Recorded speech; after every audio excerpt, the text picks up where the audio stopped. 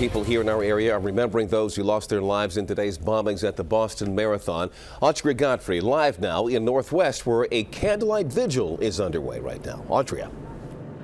Leon, a very touching moment here earlier tonight when about 50 or so people came here to light candles, lift those victims up in prayer, and then they started singing Amazing Grace. And some of those folks are still here. This was put on tonight by George Washington Catholics, but they wanted everyone to know that it was certainly open to all faiths. And about 50 people turned out to light some candles and to say some prayers and to sing some songs. And I want to point out that a lot of the people that came are from the Boston area, and they say that they had tried desperately all day long to get in touch with their friends and family members and loved ones up there in the Boston area. Many of them say that it wasn't until right before they arrived here tonight that they were able to talk to some of their friends and family members and say that they are all okay. In the meantime, we are hearing from those from here in our area that traveled to Boston to take part in the marathon, and they are telling us exactly what it was like to be in the midst of those images we've been watching all day long.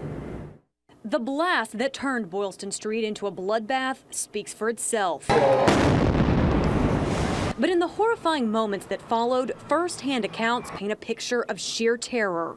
Everyone seemed very, very confused. It was a chaotic scene, and people were immediately saying, "Oh, it's a bomb, it's a bomb." And I would say that the bombs went off about 3 minutes after I crossed the finish line, and we heard a huge explosion. We turned around and we saw the plumes of white smoke, and I looked at the guy next to me and said, "That can't be good." And he said, "No, that's really bad." And the billowing smoke cleared, revealing blood-stained sidewalks, shrapnel littering the runner's route, and eyewitnesses describe human limbs flying through the air. The scene, many say, can only be described as a war zone. It sounded just like an artillery cannon going off, so I kind of knew it wasn't going to be good, whatever it was.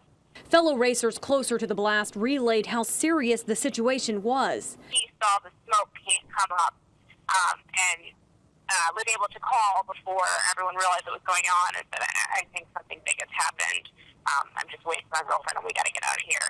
But in the midst of the chaos, confusion, and mass casualties, Eric Nelson, who was waiting for his wife to cross the finish line, says an eerie silence seemed to confirm something sinister had happened.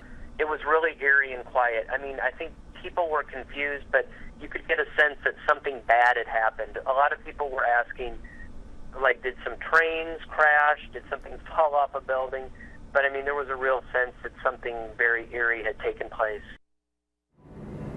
According to the marathon's website, more than 1,200 people from the D.C., Maryland, and Virginia area had registered to run in the marathon. I talked with a number of running clubs today. They say that so far they have not come across any members that are unaccounted for. Live in Northwest Washington, Audrey Godfrey, ABC 7 News.